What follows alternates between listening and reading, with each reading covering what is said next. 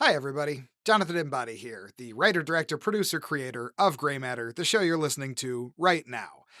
The Summer of Lovecraft tragically is coming to an end. But before we get to the last two readings from H.P. Lovecraft short stories, I just wanted to touch base with you guys. So, first of all, I just wanted to say thank you so much for all of the engagement we've gotten from the Summer of Lovecraft. This has been such a cool way to honor one of my favorite authors, and it's been really awesome to see all you guys loving it as much as I've been loving making it.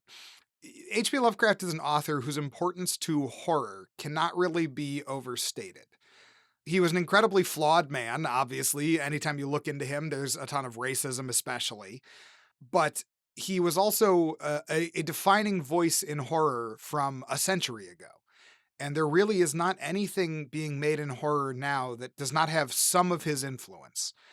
All of the stories that we adapted for the Summer of Lovecraft here, Pickman's Model, Call of Cthulhu, and Cool Air, are all stories that H.P. Lovecraft wrote in 1926, almost literally 100 years ago, 99 years this year.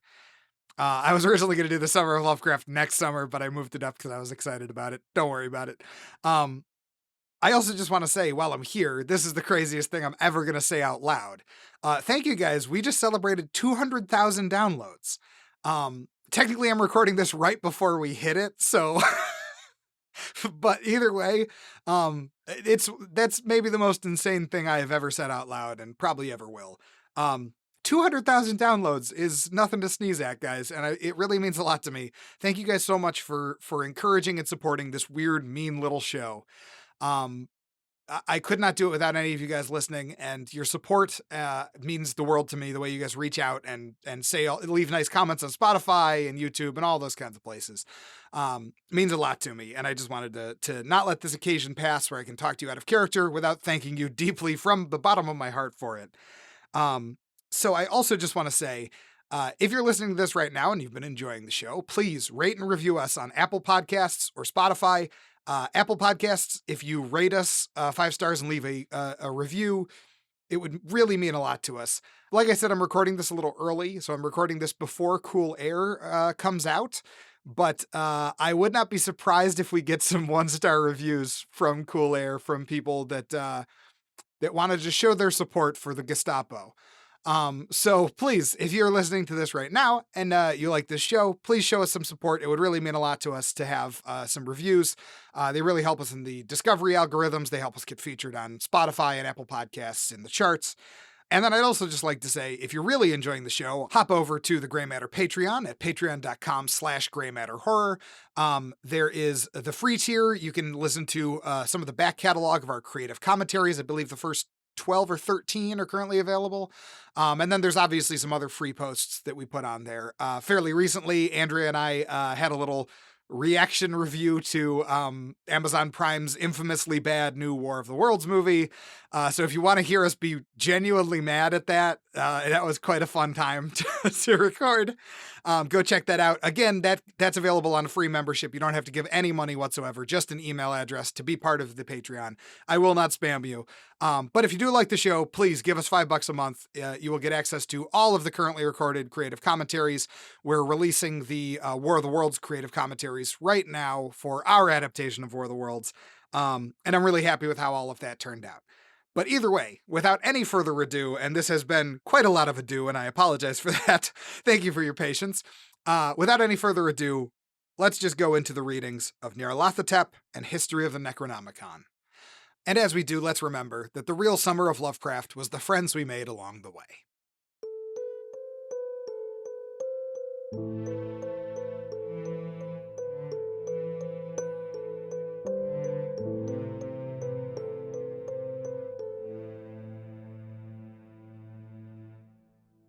Nyarlathotep by H.P. Lovecraft. Nyarlathotep, the crawling chaos. I am the last.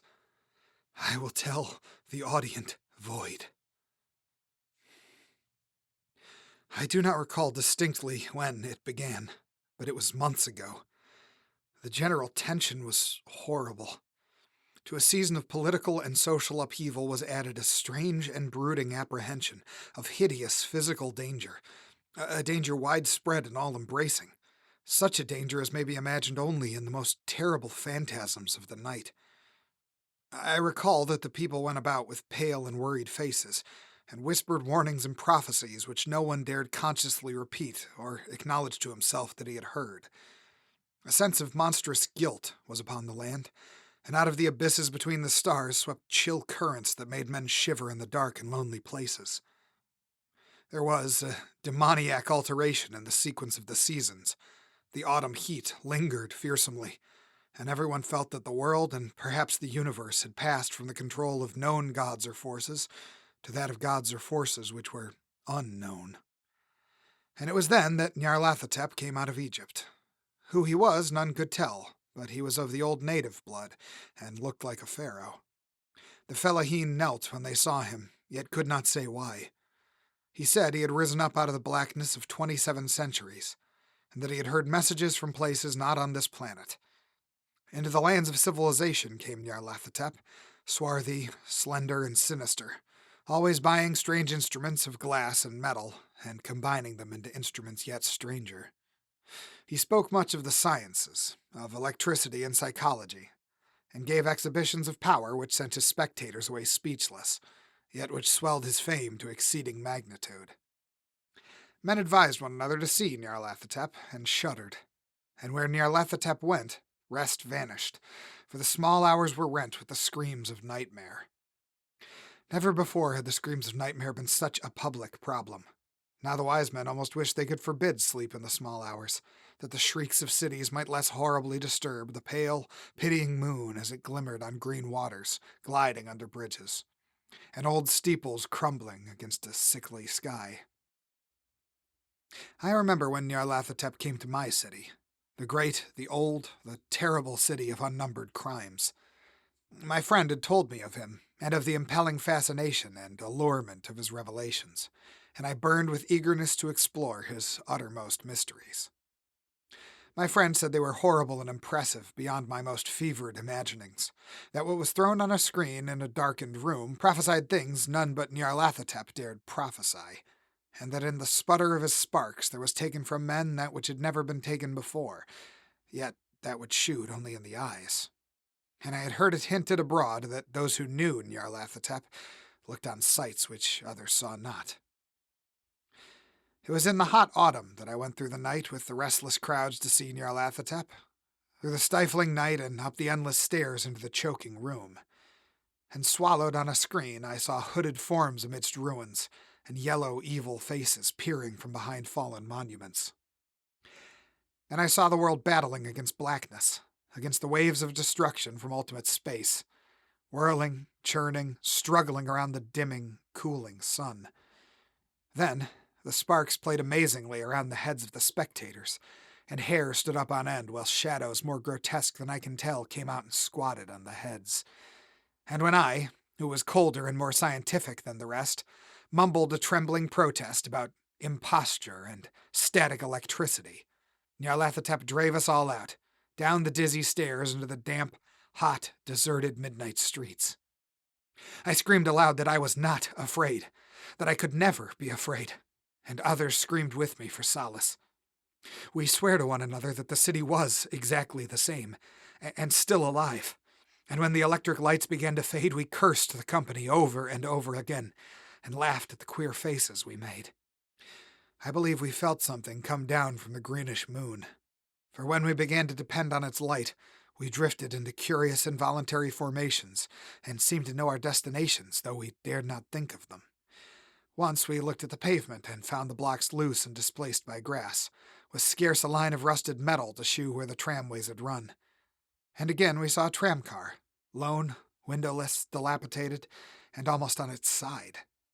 When we gazed around the horizon, we could not find the third tower by the river, and noticed that the silhouette of the second tower was ragged at the top. Then we split up into narrow columns, each of which seemed drawn in a different direction. One disappeared in a narrow alley to the left, leaving only the echo of a shocking moan. Another filed down a weed-choked subway entrance, howling with a laughter that was mad. My own column was sucked towards the open country, and presently felt a chill which was not of the hot autumn. For as we stalked out on the dark moor, we beheld around us the hellish moon glitter of evil snows. trackless, inexplicable snows, swept asunder in one direction only, where lay a gulf all the blacker for its glittering walls. The column seemed very thin indeed, as it plodded dreamily into the gulf. I lingered behind, for the black rift in the green-litten snow was frightful, and I thought I had heard the reverberations of a disquieting wail as my companions vanished. But my power to linger was slight. As if beckoned by those who had gone before, I half floated between the titanic snowdrifts, quivering and afraid, into the sightless vortex of the unimaginable. Screamingly sentient, dumbly delirious, only the gods that work can tell. A sickened, sensitive shadow writhing in hands that are not hands, and whirled blindly past ghastly midnights of rotting creation. Corpses of blind worlds with sores that were cities, charnel winds that brush the pallid stars and make them flicker low. Beyond the world's vague ghosts of monstrous lights, half-seen columns of unsanctified temples that rest on nameless rocks beneath space and reach up to dizzy vacua above the spheres of light and darkness. And through this revolting graveyard of the universe, the muffled, maddening beating of drums and thin, monotonous whine of blasphemous flutes from inconceivable, unlighted chambers beyond time. The detestable pounding and piping whereunto dance slowly, awkwardly, and absurdly the gigantic, tenebrous, ultimate gods, the blind, voiceless, mindless gargoyles, whose soul is Nyarlathotep.